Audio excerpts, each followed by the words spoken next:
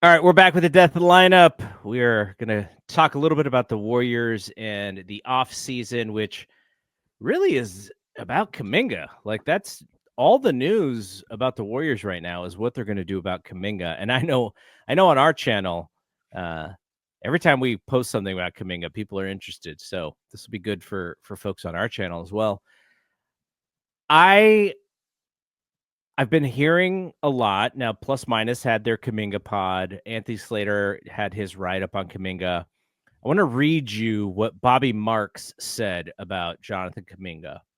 He said he basically controls free agency in Golden State. If they sign him to a contract and bring him back, then that's really it as far as what they can do in the offseason. So, meaning if the Warriors have Kuminga in their plans and they sign him, like, shut down the rest of the offseason, they, whomever they draft or whatever. But that's really it, just because of the number that they would bring him back at.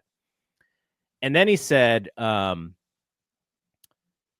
addition to, actually, this isn't necessarily the same quote, but from the same article, in addition to signing Kuminga to a long-term contract and the sign and trade outcomes, as a restricted free agent, he can agree to an offer sheet with another team, which the Warriors have an opportunity to match. That's restricted free agency, what we've been talking about. He could also sign a $7.9 million qualifying offer to play this season or this upcoming season, and then he'd be an unrestricted free agent. Doesn't sound like that is going to happen.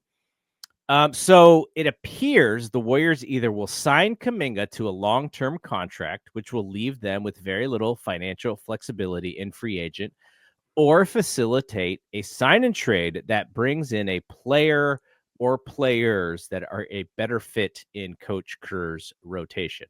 So I think we all kind of know that. Listeners probably know that if you're following very closely.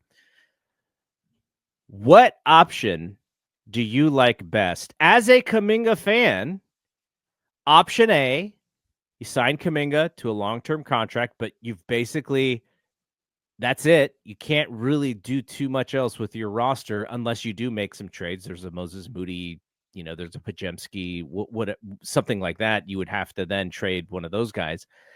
Or do you do a sign and trade where you're sending Kuminga out and bringing pieces back that maybe fit your team better? Which of those two scenarios do you think is going to be better for the Warriors in the 25-26 season? I think what's better for the Warriors is to sign and trade him.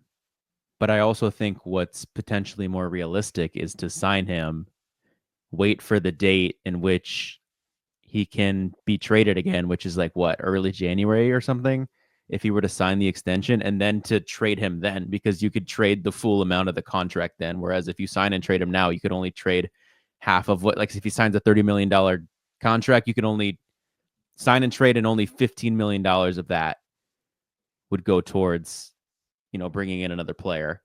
So, I keep throwing around the name Kobe White, and the reason I do is because I think he's a good player on a lower contract. So that's why I think that, I don't know if he's available or not, but just it's that combination of young, talented player on cheap contract that sign and trade scenario would work for. Lauri Markkanen's another. I know that no one wants to hear that name after what happened last season, but just another example of a player that's, Lauri did send that extension with Utah. I forgot how much, but then we just go into the conversation of Kuminga, Moody, and Pods again. Mm-hmm.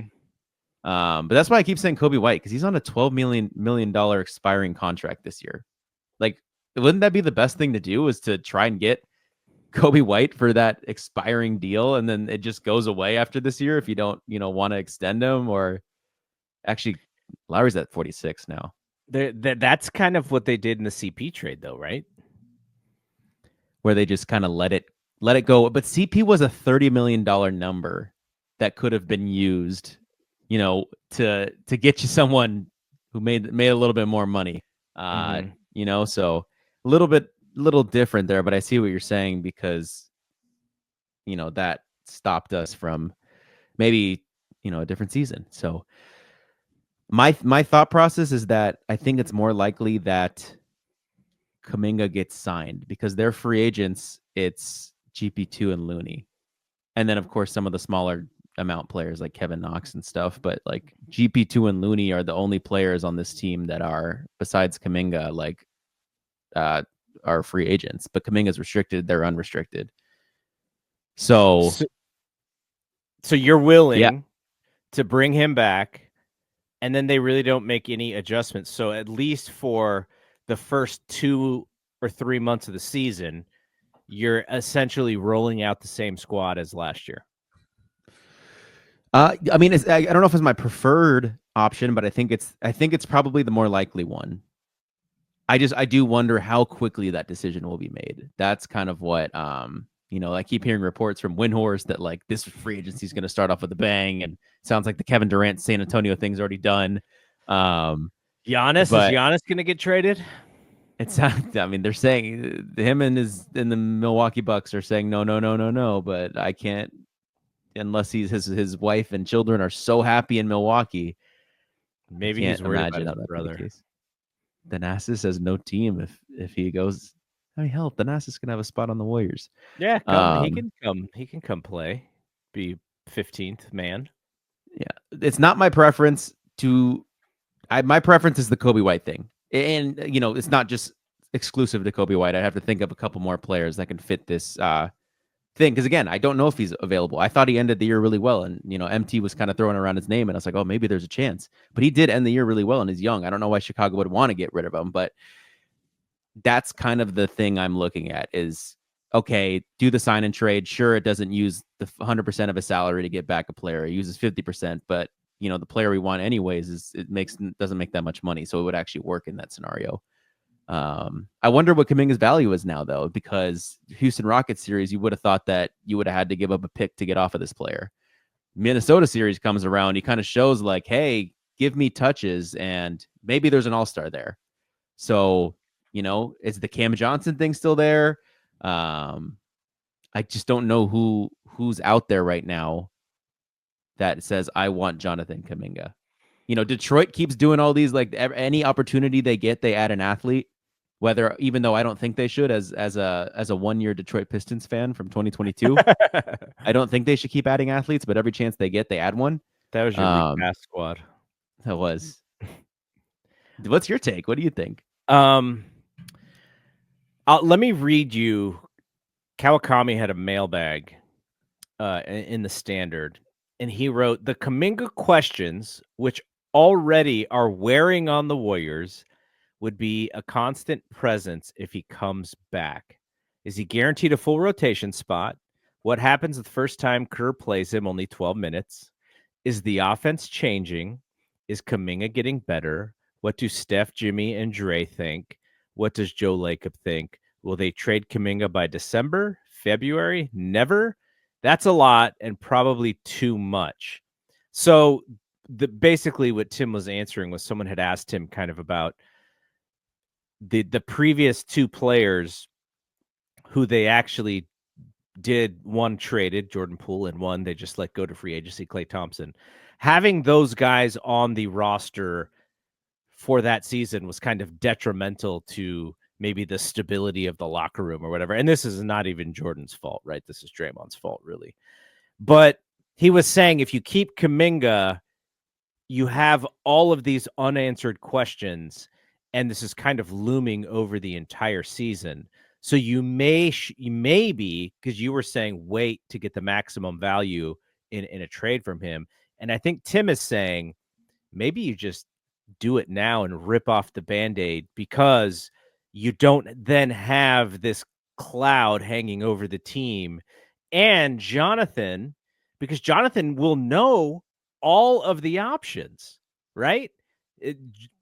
Mike Dunleavy will be able to do a bunch of different things, and Kuminga's marketability is dependent on whether or not his coach plays him.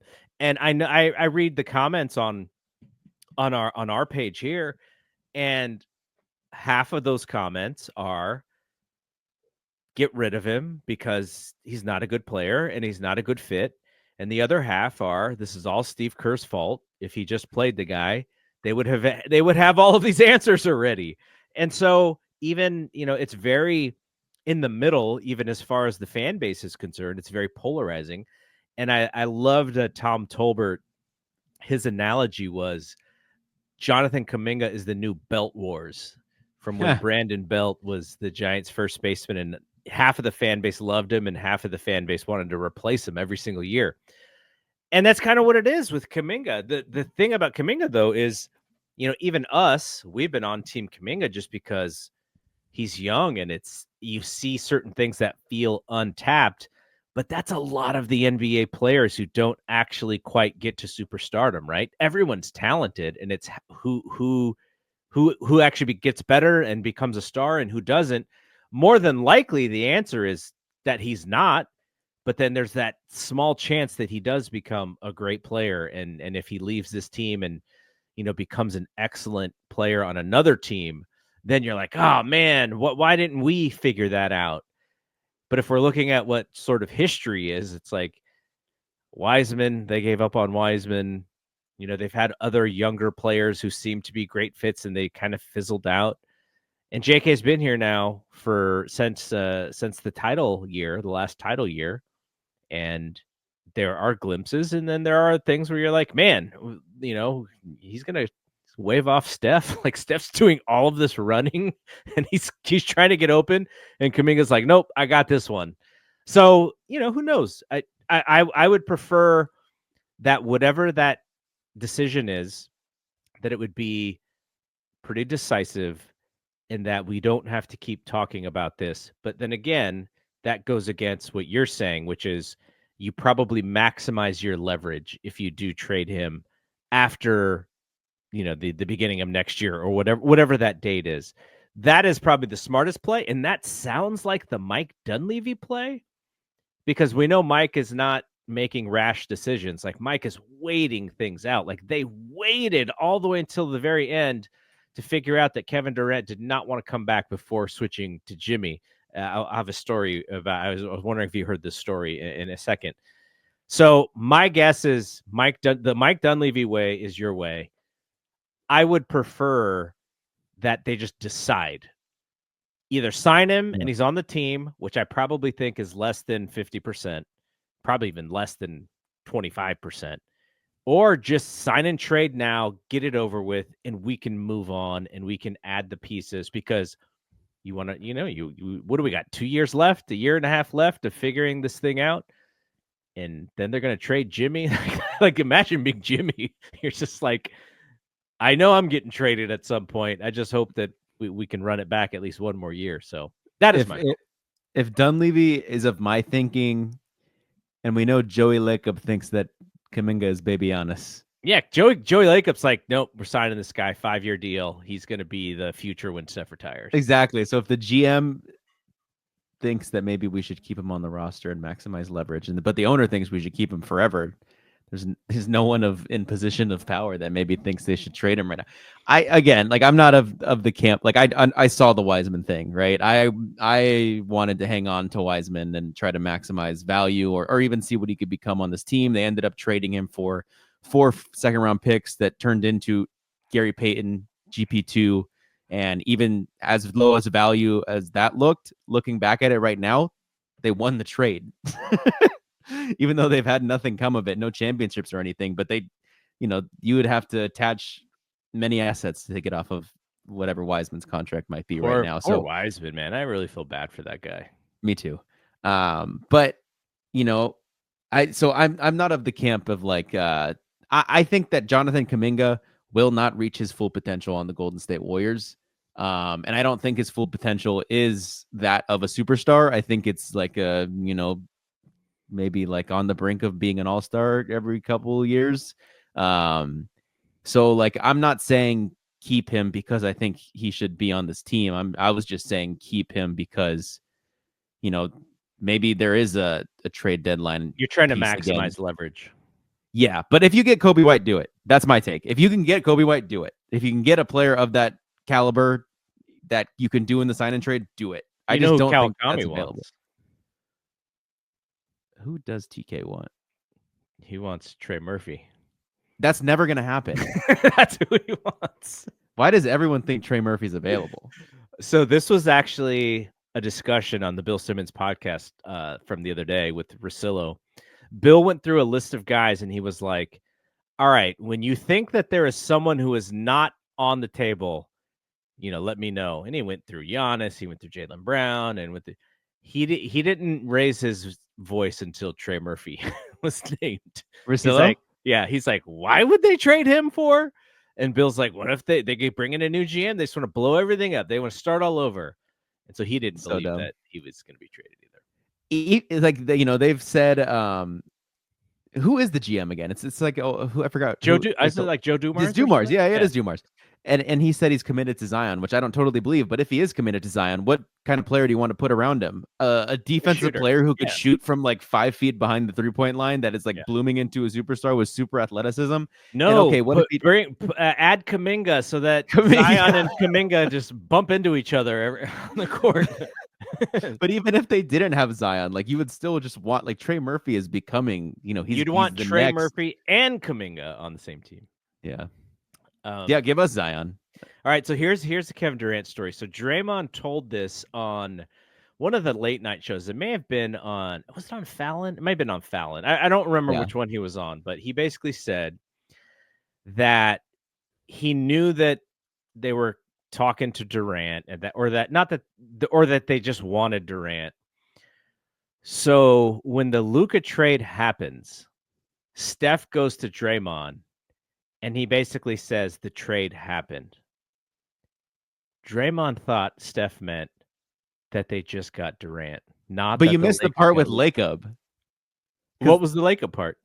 So Lacob goes to Draymond and he says, Dre, I think we got Kevin Durant. Durant. Yeah. I think we're going to get Kevin Durant. And Lacob leaves and then runs back to Draymond panicking and goes, I was not supposed to tell you that. Don't tell anyone.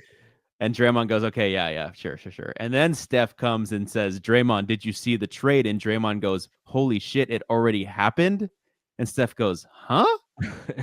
and Draymond's like, wait, what? And then Steph's like, the Luka one. And so it was Draymond almost blew his cover, but, he technically blew his cover. I mean, he blew his cover on TV. Lacob's like, come on, man. Just not telling you anything anymore. And I mean, we learned, after the fact too, that was about to happen. And then KD was like, no, and what he said on the Draymond podcast, Kevin Durant said, you would have to trade everything to get me. It wouldn't be worth it. Like we would have nothing. They would not have to trade everything. They would have trade Draymond. No, but at the trade deadline, it was looking like everything. It was looking like Wiggins and Kuminga. I don't think they could have afforded. I think that'd be. But I think it was also like maybe like one of Pods or Moody too. Like I don't know, just what they got from Jimmy. It felt like a home run. Wiggins, Kyle Anderson, adios. Lindy Waters, adios.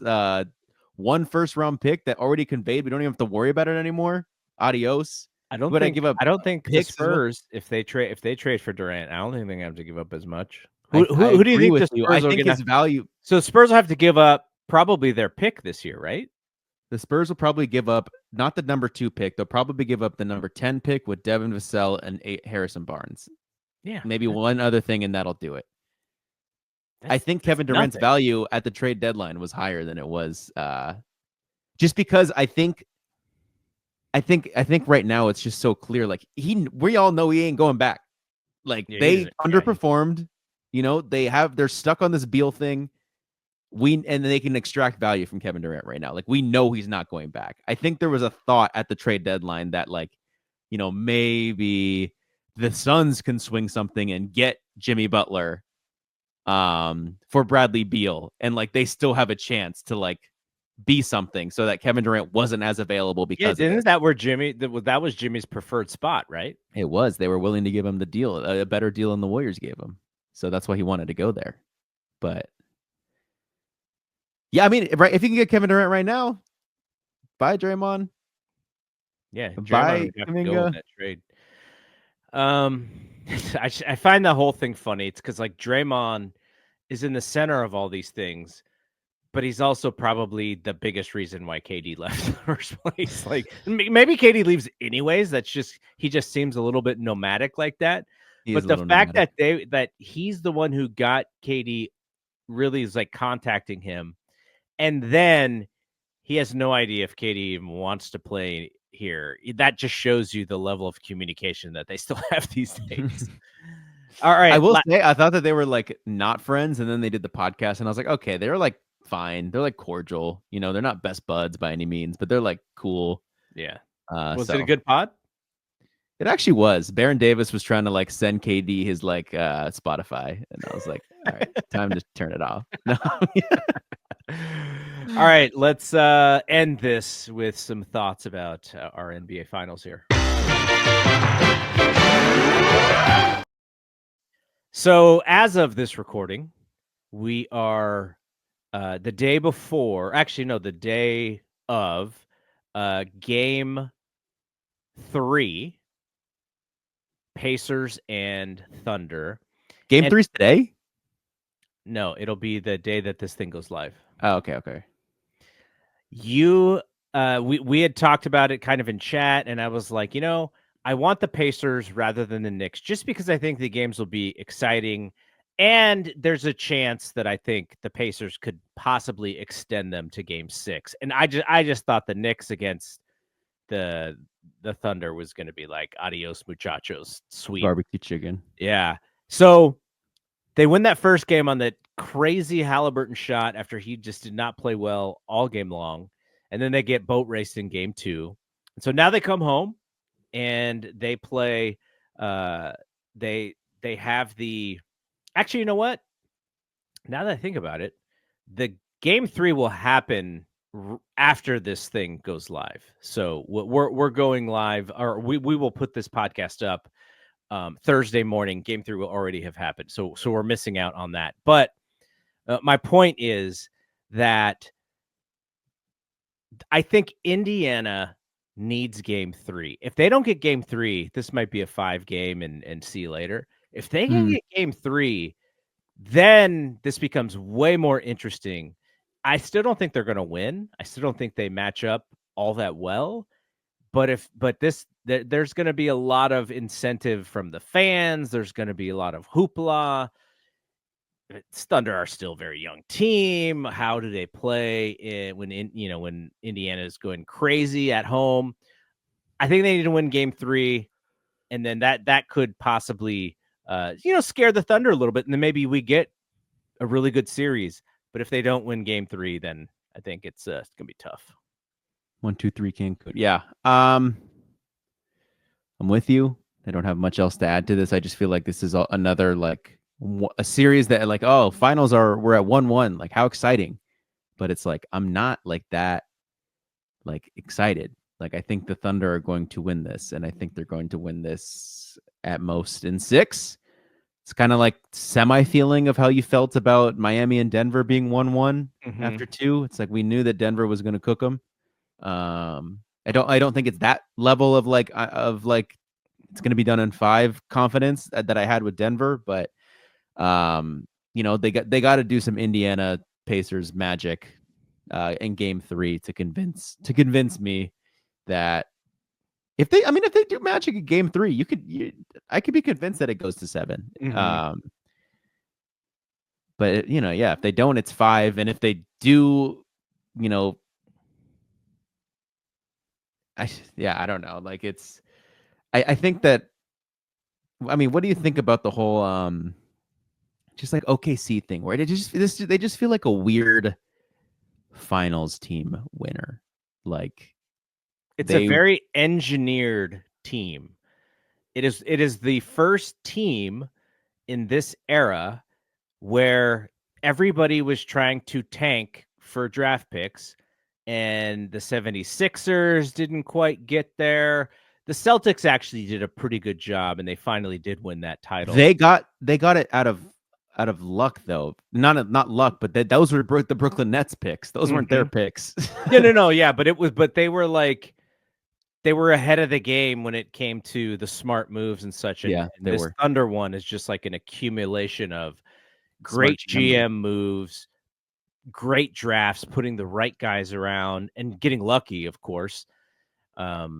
Able to draft a Chet Holmgren. because he's kind of like the perfect big on this team.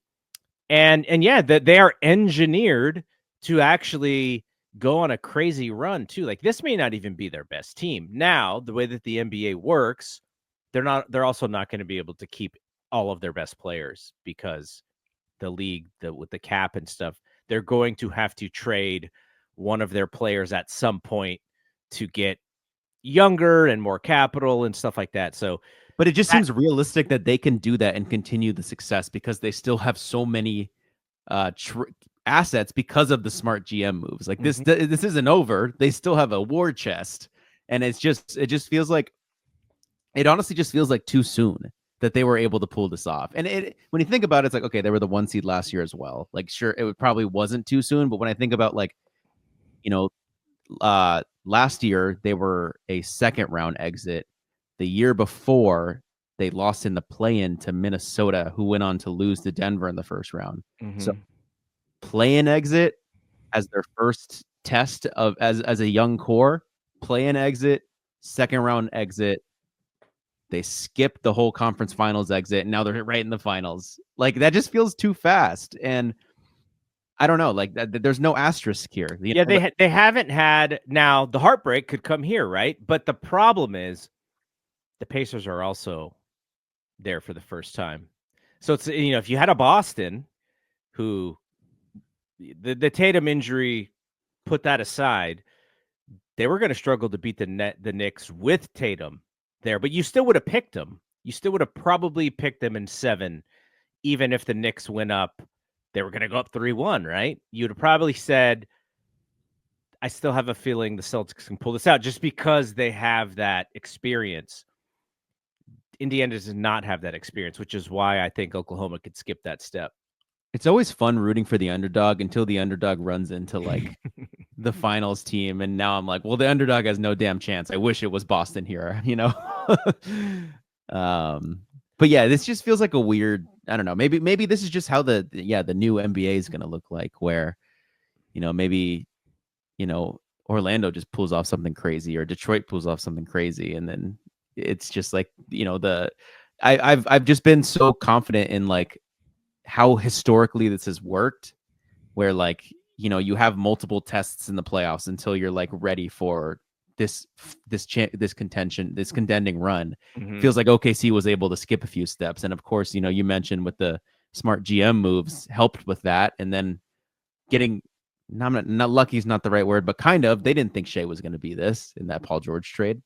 I mean, just look at Caruso for Josh Giddey. Now, Giddey is going to be a pretty decent player in Chicago, but you just grabbed like one of the best defensive perimeter guys in the league, and you just added him to an already good perimeter defense, and you're like, okay, we're just going to be the best perimeter defense in all of basketball.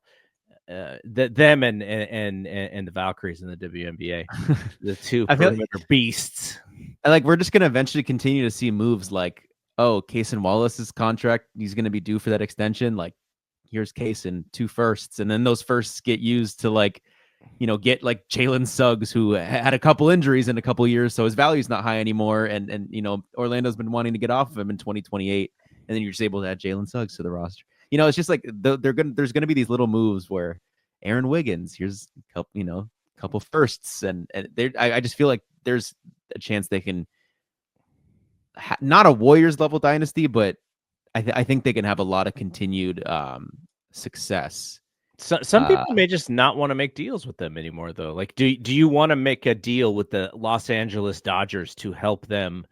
No, but then there should be the OKC tax, where it's like if you're Phoenix and you're like, okay, KD from the Warriors costs this amount because we know they don't have much, but KD from OKC will not cost the same amount because we know you guys got a ton. So I think there could be teams that maybe want to do that, and then OKC probably won't do that. But I think there are teams that will be like, for Chicago, that was the right move. That was the right move to take Giddey for Alex Caruso in that moment. Whereas everyone else was like, that was not smart. Like that didn't feel smart. Caruso's wasting away on your under 500 team. Yeah. So I think there are just going to be teams that continue to do business with OKC like that, just because it's like this makes sense for them, even though the rest of the league thinks this is dumb. There's another thing though, is like you mentioned Case and Wallace.